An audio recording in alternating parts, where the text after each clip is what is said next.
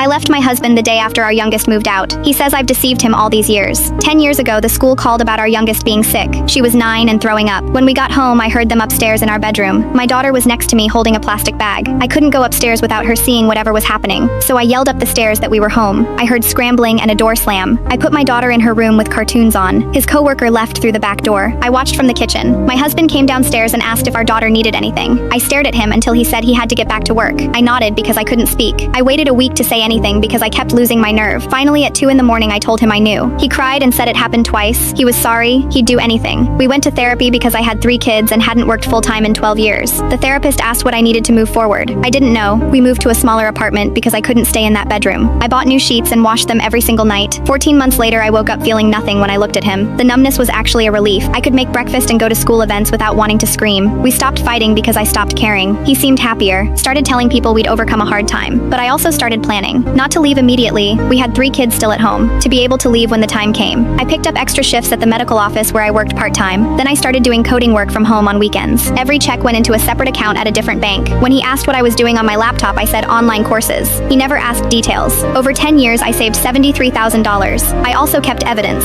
Text messages from old phone backups. Location data from our phone plan showing he'd been to her apartment 6 times, not twice like he claimed. Credit card charges for dinners and a hotel. I put it all in cloud storage he didn't know about, not for revenge, because I was terrified he'd lie if I ever needed proof. Last December, our youngest said she got her own apartment. Move-in date April 1st. I found my own place and signed a lease for April 2nd. Met with a lawyer in March who told me to organize my finances. I already had everything ready. April 1st, I helped my daughter move all day. Got home at 11. My husband was on the couch watching TV. I pulled divorce papers from my bag and put them on the coffee table. His hands shook when he picked them up. He asked what this was. I said I was filing for divorce and moving out tomorrow. He said we'd worked through what happened. I said no. He worked through it. I just went numb. He got loud. Said I'd lied for 10 years, making him think we were fine. I said we were fine for the kids and that's what mattered. April 2nd, I moved out while he was at work. I'd been hiding packed boxes in our storage unit for 2 weeks. 3 car trips and I was done. He came home to half-empty closets and called 15 times. I didn't answer. My lawyer sent financial disclosures the next week. That's when he saw the $73,000. He called screaming that I'd stolen money. I said every dollar came from work he knew I was doing. He just never asked how much I made. His lawyer tried claiming it was marital property. My lawyer sent tax returns showing it was separate income earned after the marriage died, plus all the documentation I'd saved from his affair. The documentation included everything. Messages, location history showing the real timeline, hotel receipts. His lawyer called mine and said they'd settle. Fighting would cost more than just giving me what I wanted. He signed. I kept my retirement, the savings, and my car. He kept his retirement and the apartment. I'm moving to Spotify. Search Gurko Story and follow.